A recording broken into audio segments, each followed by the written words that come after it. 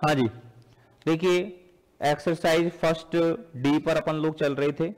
Ellipse की exercise first D को अपन अध्ययन कर रहे थे और फर्स्ट डी एक्सरसाइज में हम लोग ये बात सीख रहे थे कि दीर्घवृत्त की प्रॉपर्टीज को अध्ययन कर रहे थे। क्या कर रहे थे? दीर्घवृत्त की प्रॉपर्टी, दीर्घवृत्त के संयुग्मी व्यासों की प्रॉपर्टीज को अध्ययन कर रहे थे, जिसमें दो प्रॉपर्टी हम लोगों ने पढ़ ली थी। पहली प्रॉपर्टी तो हमने पढ़ी थी संयुग्मी व्यास अर्धव्यासों के सिरों के उत्केंद्र कोणों में π/2 का अंतर होता है।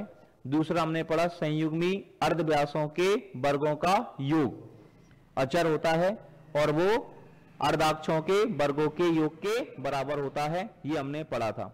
अब प्रॉपर्टी नंबर 3 लिखिएगा, गुणधर्म नंबर 3 लिखिएगा अपनी कॉपी में।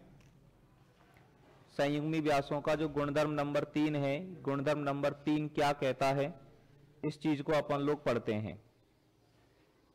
इसमें लिखो, दीर्घवृत्त के किसी व्यास के सिरों पर, दीर्घवृत्त के किसी व्यास के सिरों पर, दीर्घवृत्त के किसी व्यास के सिरों पर खींची गई स्पर्श रेखाएं, खींची गई स्पर्श रेखाएं संयुग्मी व्यास के समांतर होती हैं, संयुग्मी व्यास के समांतर होती है, संयुग्मी व्यास के समांतर होती है। देखो क्या सिस्टम था, हमारे पास ये दीर्घवृत्त था, ये हमारे पास में कोई क्या है, एलिप्स। ये दिस इज द एलिप्स, ये कोई एलिप्स है हमारे पास।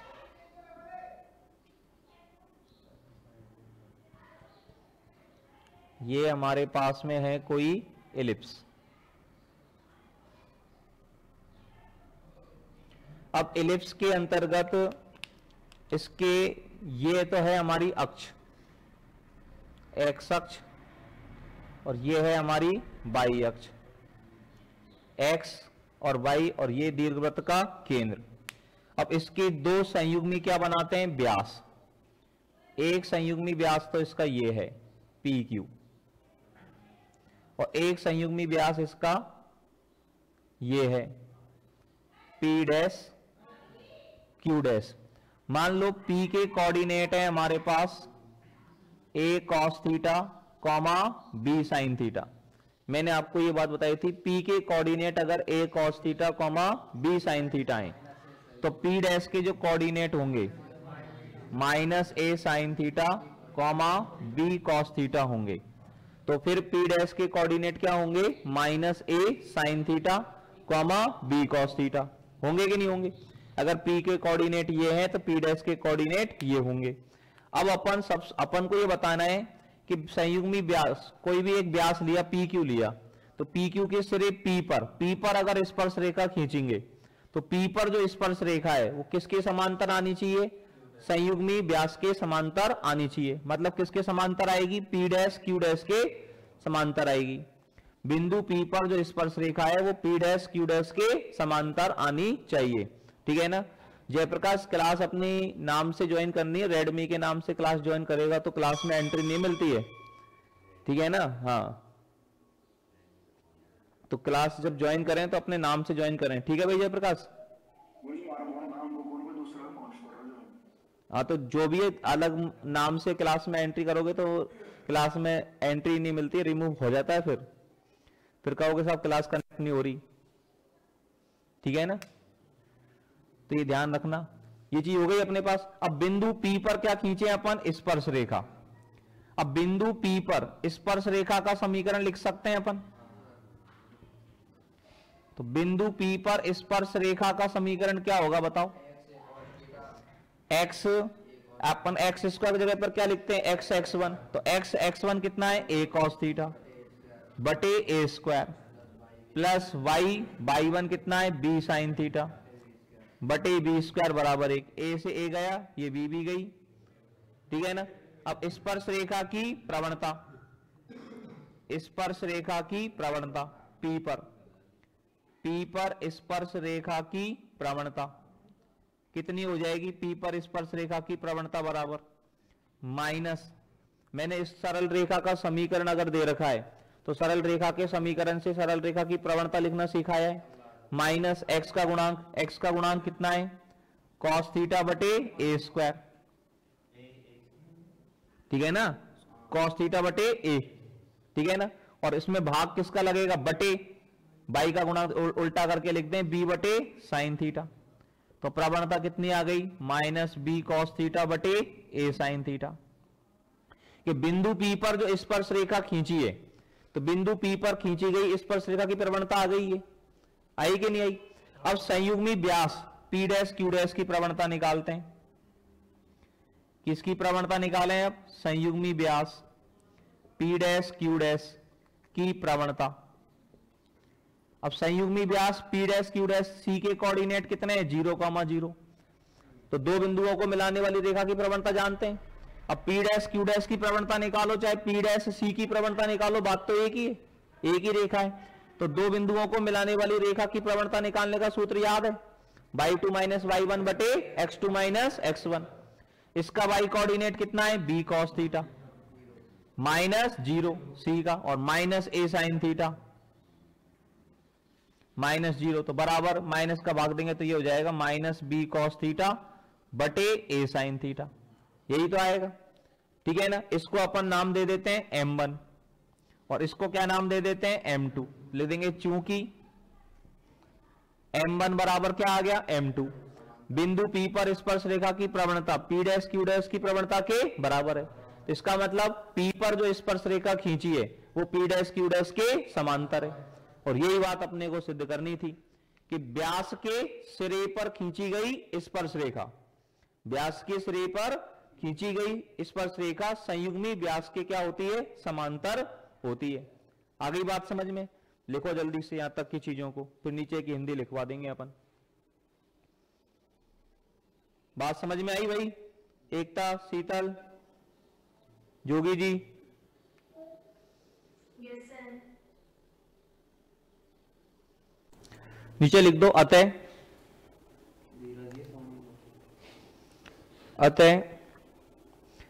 दीर्घ वृत्त के किसी व्यास के सिरों पर खींची गई स्पर्श रेखाएं, अतः दीर्घवृत्त के किसी व्यास के सिरों पर खींची गई स्पर्श रेखाएं संयुग्मी व्यास के समांतर होती है। अतः दीर्घवृत्त के किसी व्यास के सिरों पर, अतः दीर्घवृत्त के किसी व्यास के सिरों पर खींची गई स्पर्श रेखाएं संयुग्मी व्यास के समांतर होती है। सिद्ध हो गई ना ये बात, है कि नहीं। ये आपका गुणधर्म नंबर कौन सा था, तीसरा। अब लिखो आप गुणधर्म नंबर 4। दीर्घवृत्त का गुणधर्म नंबर 4 क्या है, इस चीज को अपन देखते हैं। दीर्घवृत्त का गुणधर्म नंबर 4, इसमें लिखिएगा दीर्घवृत्त के संयुग्मी व्यासों के सिरों पर, पंकज पढ़ाई में ध्यान लगा भैया, दीर्घवृत्त के संयुग्मी व्यासों के सिरों पर खींची गई स्पर्श रेखाओं, दीर्घवृत्त के संयुग्मी व्यासों के सिरों पर खींची गई स्पर्श रेखाओं से बने समांतर चतुर्भुज का क्षेत्रफल अचर होता है।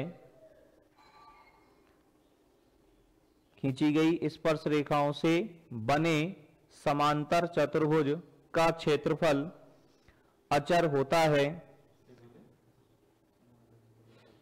दोबारा सुन लो, दीर्घवृत्त के संयुग्मी व्यासों के सिरों पर खींची गई स्पर्श रेखाओं से बने समांतर चतुर्भुज का क्षेत्रफल अचर होता है तथा अक्षों के गुणनफल के बराबर होता है, तथा अक्षों के गुणनफल के बराबर होता है। देखो इस प्रॉपर्टी में ये क्या कह रहा है कि ये चारों स्पर्श रेखाएं हैं हमारी, वो दो स्पर्श रेखाएं हैं, वो दो संयुग्मी व्यास हैं। तो P पर क्या खींचे हैं अपन, P पर क्या खींचे, ये तो हमने P पर एक स्पर्श रेखा खींच दी साहब। चारों बिंदुओं पर स्पर्श रेखा खींचो, एक स्पर्श रेखा तो खींच दी ये P पर, ठीक है ना। एक स्पर्श रेखा खींच दें अपन ने Q पर, Q डैश पर। इन चारों सिरों पर स्पर्श रेखाएं खींच दें अपन। एक स्पर्श रेखा खींच दी यहां पर, ठीक है ना, और एक स्पर्श रेखा खींच दी अपन ने ये इधर। तो इन चारों स्पर्श रेखाओं से जो ग्रीन कलर लाइनों से, इनसे क्या बन रहा है, ये समांतर चतुर्भुज बन रहा है। क्या बन रहा है, ये समांतर चतुर्भुज। इस समांतर चतुर्भुज को नाम दे दें अपन इन चारों स्पर्श रेखाओं से, मतलब चारों सिरों पर अपन ने ये स्पर्श रेखाएं खींच दी। ये अपन ने पॉइंट नाम दे दें कैपिटल M, ठीक है ना। इसको नाम दे दिया कैपिटल N यहां पर, इसको नाम दे दिया कैपिटल S और इसको कैपिटल T नाम दे दिया। तो ये अपने पास समांतर चतुर्भुज बन रहा है। ये जो आकृति बनेगी ना स्पर्श रेखाओं से, ये यहां पर स्पर्श रेखा नहीं है, ये तो दीर्घवृत्तीय जा रहा है। हाँ, ये स्पर्श रेखा कहां पर है, P डैश पर, ठीक है ना। तो ये चारों स्पर्श रेखाओं से ये जो बन रहा है हमारे पास समांतर चतुर्भुज, इस समांतर चतुर्भुज का क्षेत्रफल कांस्टेंट होगा। अब देखो इसके अंतर्गत अपन बात कर रहे हैं, ध्यान से समझें इन चीजों को जी, ठीक है ना। इसमें ये जो समांतर चतुर्भुज है, इस समांतर चतुर्भुज का क्षेत्रफल क्या होगा, ये अपन को निकालना है। ये जो पूरा समांतर चतुर्भुज है ना, ये भी छोटे छोटे 4 समांतर चतुर्भुजों में बट रहा है। ध्यान से देखें तो छोटे छोटे 4 समांतर चतुर्भुजों में बट रहा है। ये देखो, एक तो ये बन रहा है ये N P C P dash, N P C P dash बन रहा है, नहीं बन रहा है। या इस पॉइंट को अपन ने पी डैश नाम दिया है, N P C P dash. एक समांतर चतुर्भुज यहां पे बन रहा है, ये 2 ब्लू और 2 ग्रीन, इधर से भी 2 ब्लू और 2 ग्रीन, 2 ब्लू और 2 ग्रीन बन रहा है। तो यहां पर अपन को यह लिख सकते हैं समांतर चतुर्भुज कौन सा है, ये समांतर चतुर्भुज स्पर्श रेखाओं से बना समांतर चतुर्भुज कौन सा है, एम एन एस टी का क्षेत्रफल, एम एन एस टी बन रहा है ना। ये संयुग्मी व्यास के चारों सिरों पर, संयुग्मी व्यास के चारों सिरों पर स्पर्श रेखाएं खींचें तो इनसे समांतर चतुर्भुज बन रहा है एम एन एस टी का क्षेत्रफल। ये किसके बराबर होगा, 4 गुना होगा किसके, समांतर चतुर्भुज कौन सा, N P C P dash का क्षेत्रफल। जितना क्षेत्रफल इस वाले समांतर चतुर्भुज का है उतना ही इसका होगा, उतना ही इसका होगा और उतना ही इसका होगा। तो एक समांतर चतुर्भुज N P C P dash का क्या निकाल रहे हैं, क्षेत्रफल, और इसको 4 से गुणा कर दें तो ये पूरे ग्रीन वाले समांतर चतुर्भुज का क्षेत्रफल आ जाएगा, नहीं आ जाएगा। बात समझ में आई।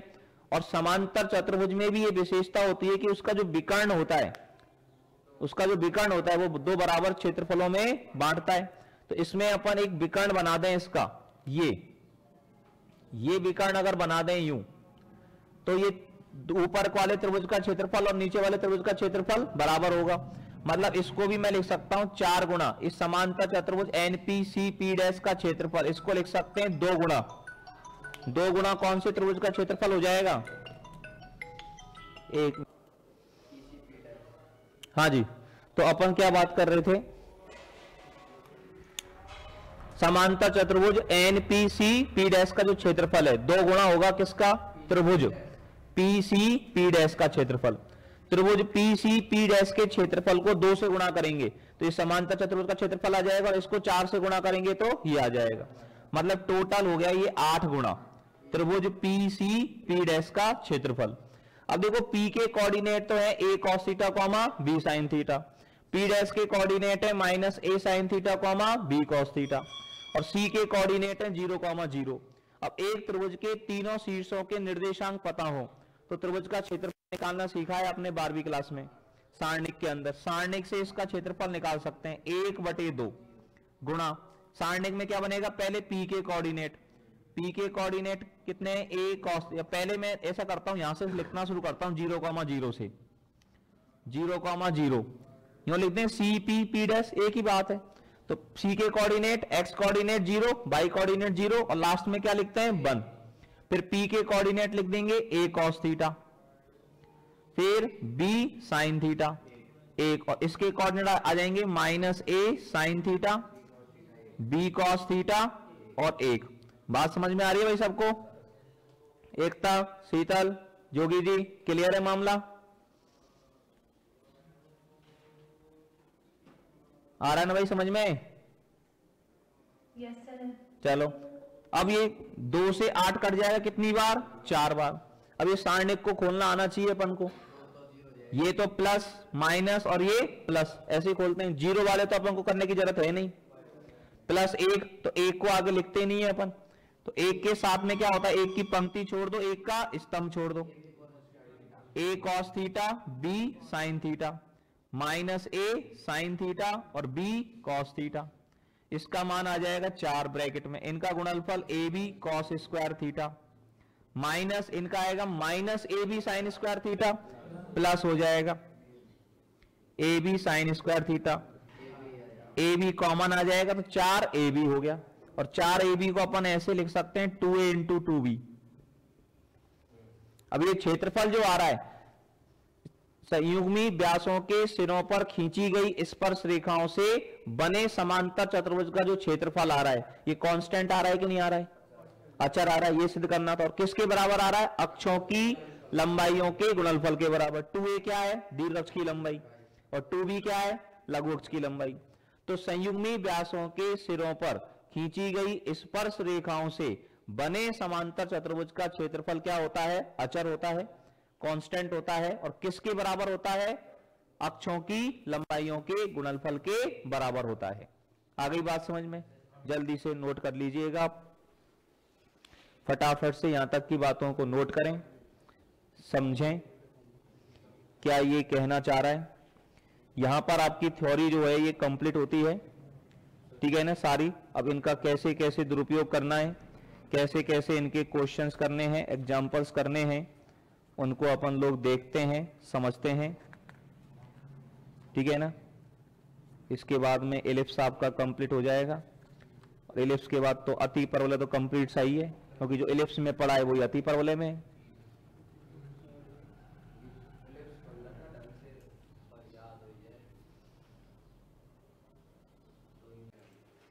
अब देखिएगा इसके बाद में इसके उदाहरण अपन देखते हैं। एग्जाम्पल नंबर 1 देखिए, कैसे कैसे इनका कंसेप्टों का दुरुपयोग करना है अपन को, वो अपन समझते हैं।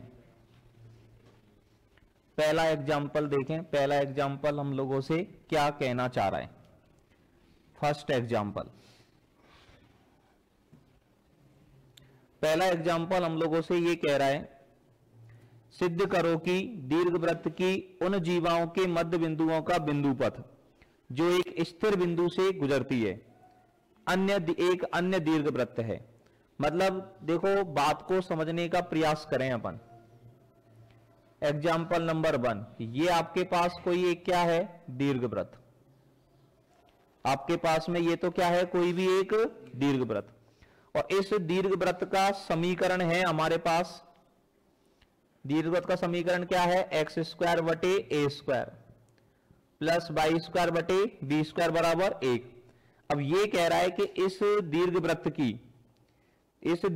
की जीवा लो, एक दीर्घवृत्त की क्या लें? जीवा। ये दीर्घवृत्त की क्या बना दी? जीवा। कोई जीवा बना दी पी क्यू। इसका मध्य बिंदु लो यो के, और इसके मध्य बिंदु का क्या निकालो? बिंदु पथ। क्या निकालना है? दीर्घवृत्त की जीवा के मध्य बिंदु का बिंदु पथ। और मध्य बिंदु आर को हमने मान लिया x1, y1। जिस बिंदु का हमें बिंदु पथ निकालना होता है, जिस बिंदु का हमें बिंदु पथ निकालना होता है उसको मान लेते हैं कुछ ना कुछ। तो हमने आर को मान लिया, कैपिटल आर को x1, y1, और कैपिटल आर पी क्यू का क्या है? मध्य बिंदु है। पी क्यू का क्या है? ये मध्य बिंदु। अब इसके लिए आपको एक शर्त दी है कि जो पी क्यू है ये एक अन्य स्थिर बिंदु से गुजरती है। ये अन्य स्थिर बिंदु से गुजरती है, मतलब ये जीवा है कहीं भी, इस जीवा को आगे बढ़ाएं कहीं पर भी, इस पर एक कोई अलग से बिंदु है एस, एच, के। मतलब इस दीर्घवृत्त में कहीं भी कोई भी जीवा बनाओ, दीर्घवृत्त में कहीं भी कोई भी जीवा बनाए वो सारी की सारी जीवाएं किससे गुजरती है, H, K से गुजरती है। स्थिर बिंदु है, ये फिक्स है। मतलब H, K से बहुत सारी जीवाएं खींच सकते हैं ना इसकी अपन। H, K से एक जीवा यूं भी आ सकती है, H, K से एक जीवा यूं भी आ सकती है, H, K से एक जीवा यूं भी आ सकती है। तो एक स्थिर बिंदु से दीर्घवृत्त पर कई सारी जीवाएं खींची जा सकती हैं। उन जीवाओं के मध्य बिंदुओं का क्या निकालना है, बिंदुपथ। मध्य बिंदु का क्या निकालना है, बिंदुपथ। बिंदुपथ किसका चाहिए, x1, y1 का, ठीक है ना। और x1, y1 क्या है, जीवा का मध्य बिंदु है, ठीक है ना। तो सबसे पहले तो हमने लिख दिया दीर्घवृत्त। दीर्घवृत्त, दीर्घवृत्त का समीकरण क्या हो गया, x² बटे a² प्लस y² बटे b² बराबर 1। ये हो गया हमारे पास दीर्घवृत्त। अब माना स्थिर बिंदु, स्थिर बिंदु को हमने क्या मान लिया, S, H, K से गुजरने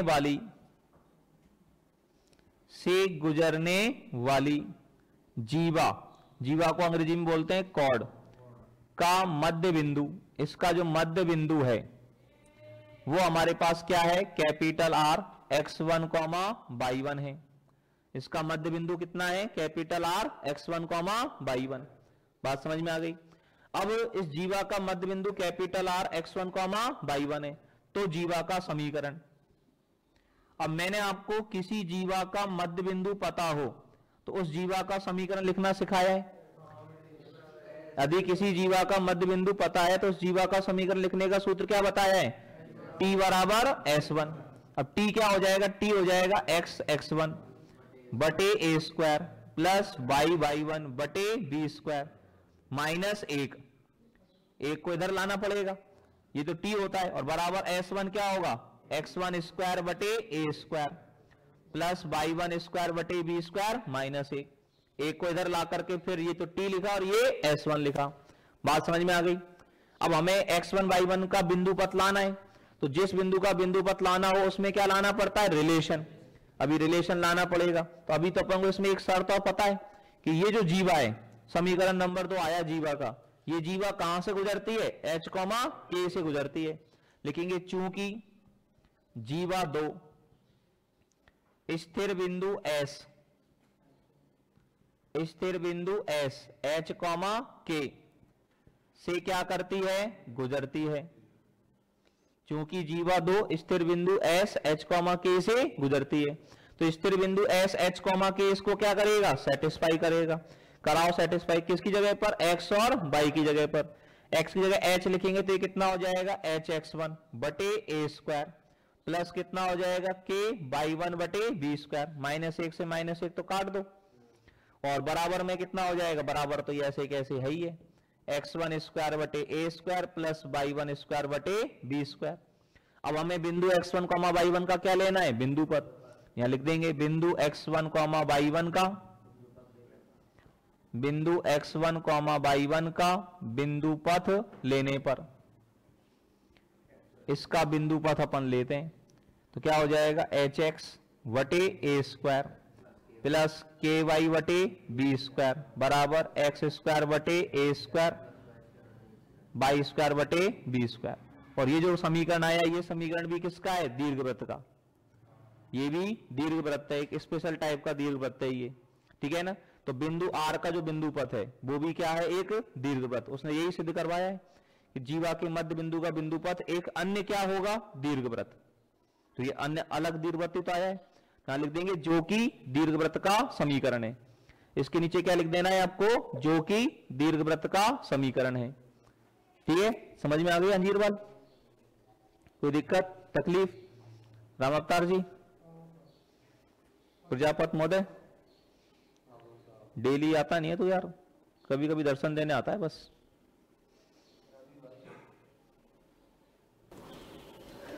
चलिएगा एग्जाम्पल नंबर दूसरा देखते हैं, दूसरा एग्जाम्पल क्या कहना चाह रहा है। एग्जाम्पल नंबर 2 की बात को समझने का प्रयास करते हैं।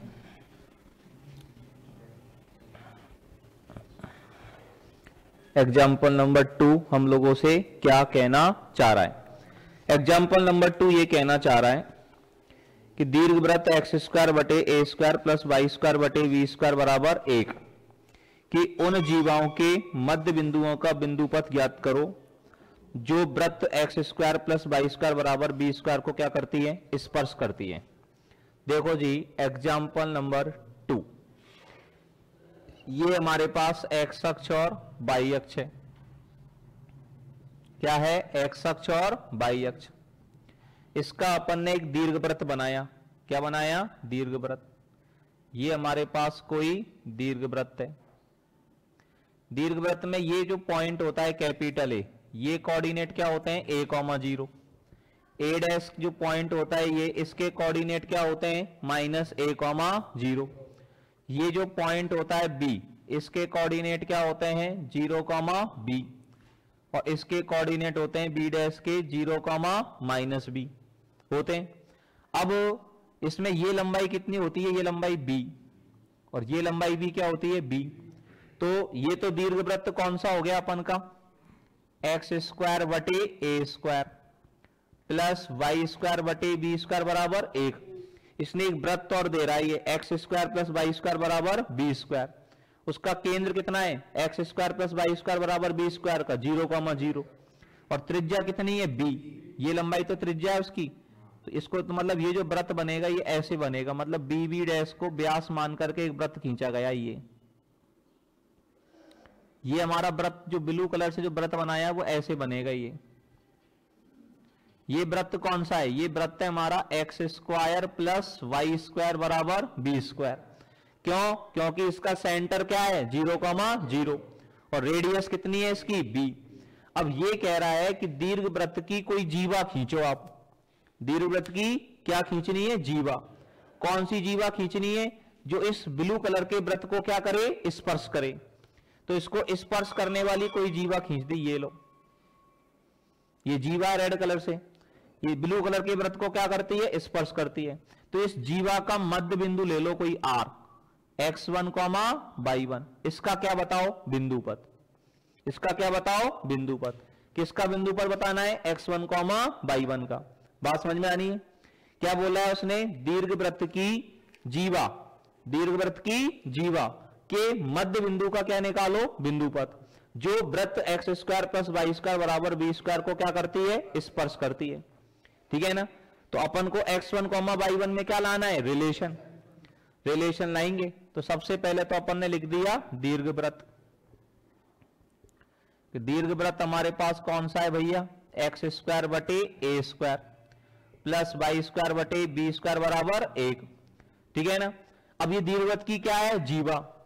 इसका मध्य बिंदु क्या मान लेते हैं, x1, y1। हमने मान लिया कि माना दीर्घवृत्त की किसी जीवा का मध्य बिंदु,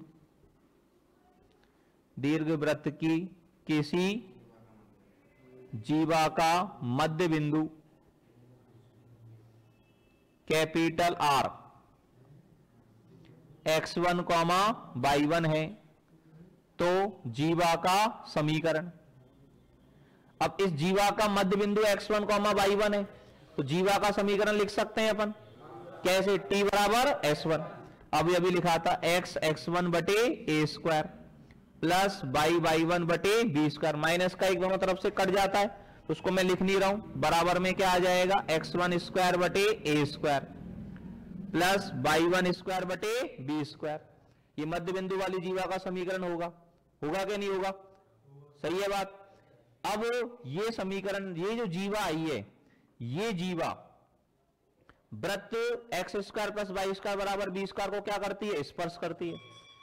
तभी तो कंडीशन अपन तो कंडीशन लानी है x1, y1 में, तो उस शर्त को लगाएंगे। तो जब अपन इस शर्त को लगाएंगे कि ये जीवा 2 इस वृत्त को क्या करती है, स्पर्श करती है, तो x1, y1 में क्या आ जाएगा, रिलेशन। फिर उसका क्या ले लेंगे, बिंदुपथ। और कोई भी रेखा वृत्त को स्पर्श करती है, इसका मतलब वृत्त के केंद्र से रेखा पर डाले गए लंब की लंबाई बराबर क्या हो जाएगी, वृत्त की त्रिज्या। जब भी कोई रेखा किसी वृत्त को स्पर्श करे तो क्या कंडीशन लगाते हैं, वृत्त के केंद्र से रेखा पर डाले गए लंब की लंबाई बराबर वृत्त की त्रिज्या। तो यहां पर लिखेंगे अपन, इसके लिए इनको है ना इधर ही लिया हूं मैं, इसको यहां लिख दूं, ये माइनस, यहां ये माइनस, और बराबर में क्या कर देते हैं 0, कोई दिक्कत नहीं आएगी अपन को लंबाई निकालने में। फिर लिखेंगे यदि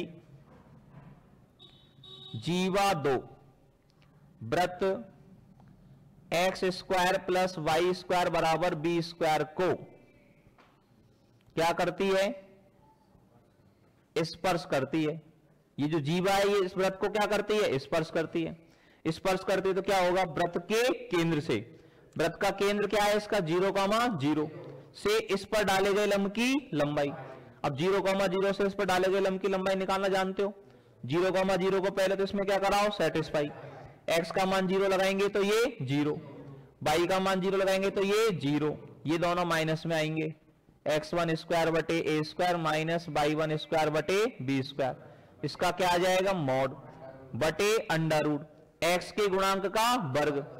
x का गुणांक कितना है, x1 बटे ए स्क्वायर, उसका वर्ग करेंगे तो x1 स्क्वायर बटे ए की घात 4 और y के गुणांक का वर्ग y1 स्क्वायर बटे बी की घात 4 बराबर क्या आएगी, वृत्त की त्रिज्या। तो वृत्त की त्रिज्या कितनी हो गई b। बात समझ में आ गई। बज्जर गुणा कर दो, इसको ले जाओ इनटू में और ये माइनस कॉमन ले लें तो a का मॉड और माइनस a का मॉड एक ही बात है, तो इसका मॉड कितना हो जाएगा, x1 स्क्वायर बटे A square plus y1 square बटे बी स्क्वायर बराबर b अंडर रूट में x1 स्क्वायर बटे ए की घात 4 प्लस y1 स्क्वायर बटे बी की घात 4, यही आएगा। दोनों तरफ क्या कर दें अपन, स्क्वायर कर दें अंडर रूट को हटाने के लिए। दोनों तरफ स्क्वायर करेंगे तो क्या हो जाएगा, x1 स्क्वायर बटे A square plus y1 square बटे बी स्क्वायर का होल स्क्वायर बराबर B square into x1 square बटे ए की घात 4 प्लस y1 स्क्वायर बटे बी की घात 4। आएगा नहीं आएगा।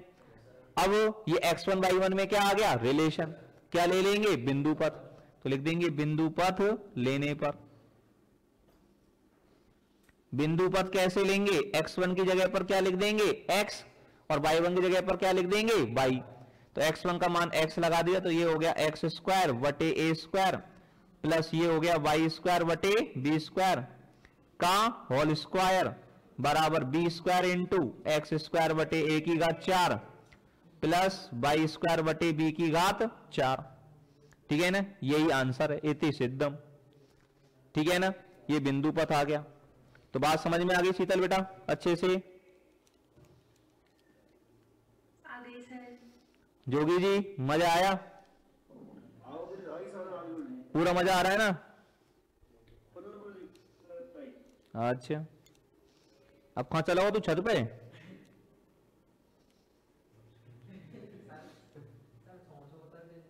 हैं? अब देख, मतलब ये बढ़िया है, देख कहीं छत पे जाओ, कमरा में जाओ, कहीं जार पटो।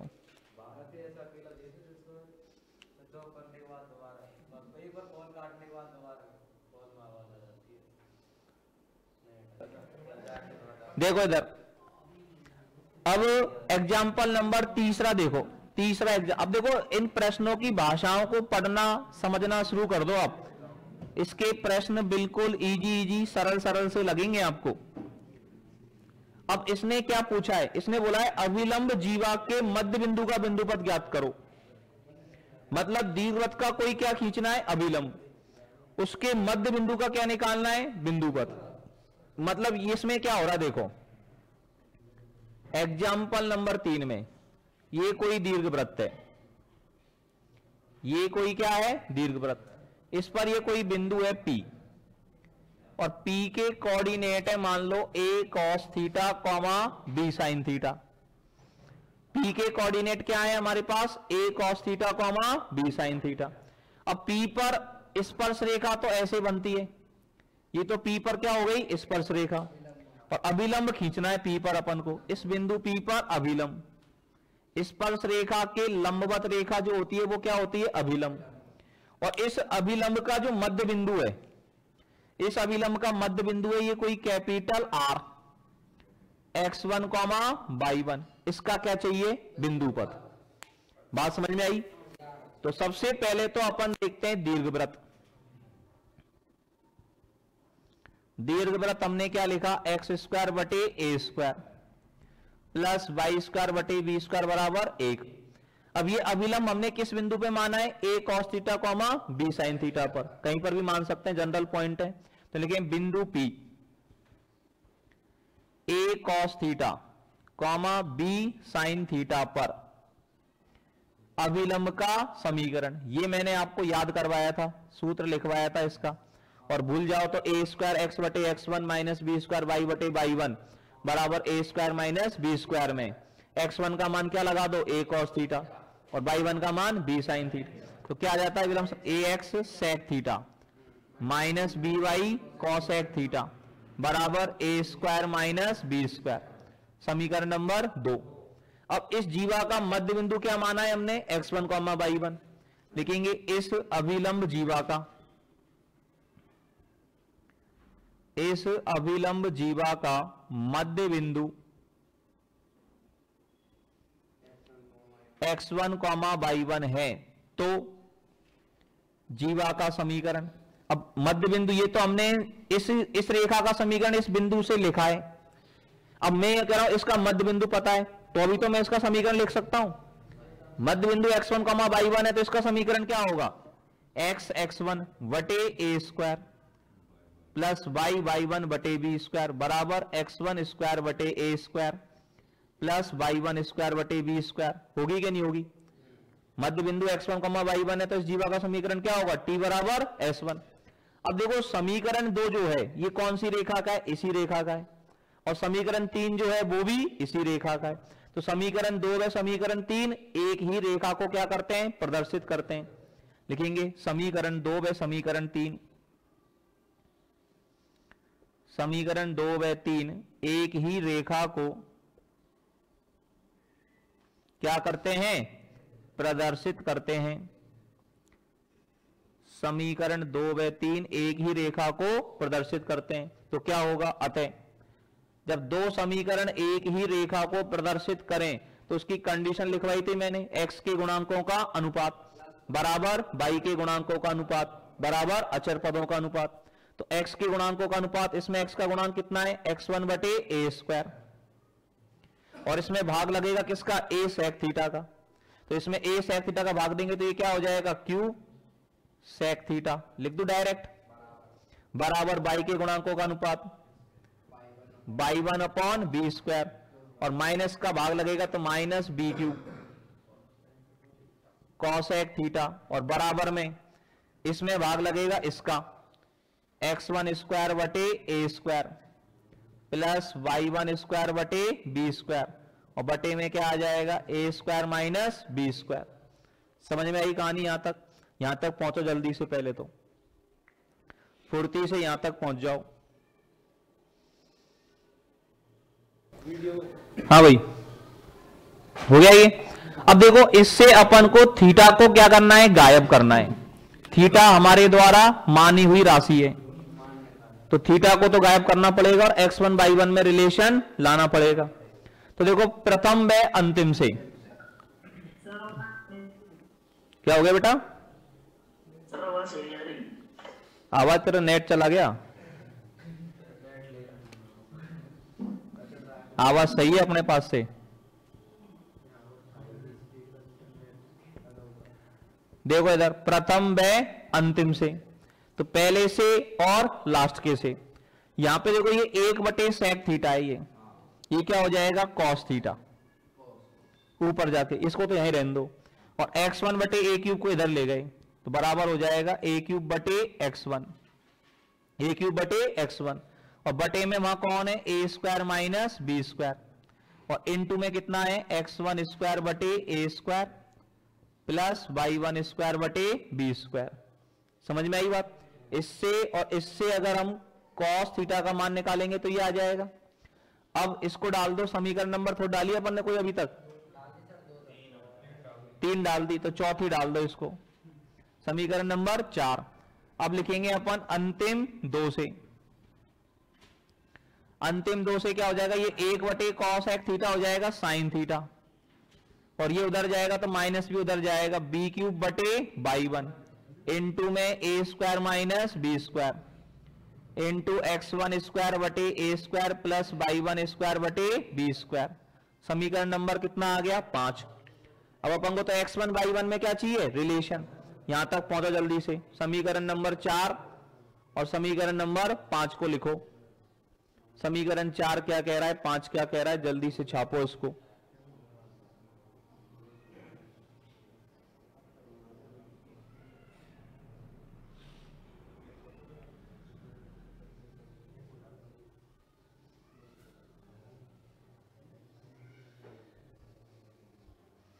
समीकरण 4 और समीकरण 5 को लिखिए भाई, ये कहना क्या चाहता है।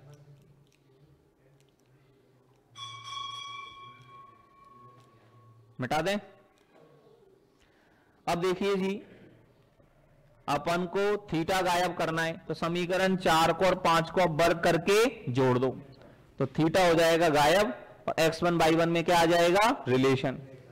तो अब करेंगे अपन समीकरण 4 का वर्ग प्लस समीकरण 5 का वर्ग, cos square theta plus sign square theta 1। इन दोनों को वर्ग करेंगे तो a की पावर 6 बटे x1 square a square minus B square का whole square into x1 square बटे a square plus y1 square बटे b स्क्वायर का होल स्क्वायर प्लस b की घात 6 बटे y1 square a square minus b square का whole square into x1 square बटे a square plus y1 square बटे b square का होल स्क्वायर, यही आएगा। इसका वर्ग प्लस इसका वर्ग, इधर तो 1 हो गया। अब इनमें से कॉमन सॉमन आ रहा है, जो कॉमन सॉमन ले लो। क्या कॉमन आ रहा है, ये वाला ब्रैकेट कॉमन आ रहा है, x1 स्क्वायर बटे a square plus y1 square बटे b स्क्वायर का होल स्क्वायर और बाहर 1/a square minus B square का होल स्क्वायर। तो ये बचेगा a की घात 6 बटे x1 स्क्वायर, b की घात 6 बटे y1 स्क्वायर। बचेगा कि नहीं बचेगा, यस और नो। अब इसमें एक काम क्या करें, कि जो a square minus B square का होल स्क्वायर है बटे में, इसको ले आते हैं इधर, या a square minus B square के होल स्क्वायर से क्या कर देते हैं, गुणा। तो ये क्या आ जाएगा, a square minus B square का होल स्क्वायर बराबर आ जाएगा x1 स्क्वायर बटे a square plus y1 square बटे b स्क्वायर इंटू a की घात 6 बटे x1 स्क्वायर प्लस b की घात 6 बटे y1 स्क्वायर। x1 y1 में संबंध आ गया ये। अब x1 y1 में संबंध आ गया तो इसका क्या ले लेंगे, बिंदु पथ। तो अब लिख देंगे बिंदु पथ लेने पर।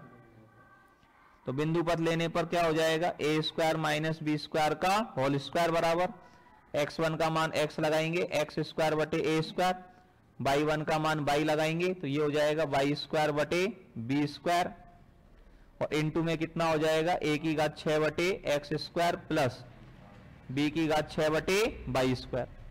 आ गई बात समझ में। कहां पे, इसके ऊपर स्क्वायर और लगेगा, इसके ऊपर यहां स्क्वायर लगेगा और ये ही हमारा आंसर है, ये ही उसने हमसे सिद्ध करवाया है। ये अभिलंब जीवा के मध्य बिंदु का क्या आ गया, बिंदु पथ। आ गई बात समझ में सबको यहां तक, ठीक है। आगे की बातें कल की क्लास में करेंगे। कल की क्लास आपकी 7:30 बजे से रहेगी, 7:30, ठीक है। धन्यवाद, थैंक यू वेरी मच।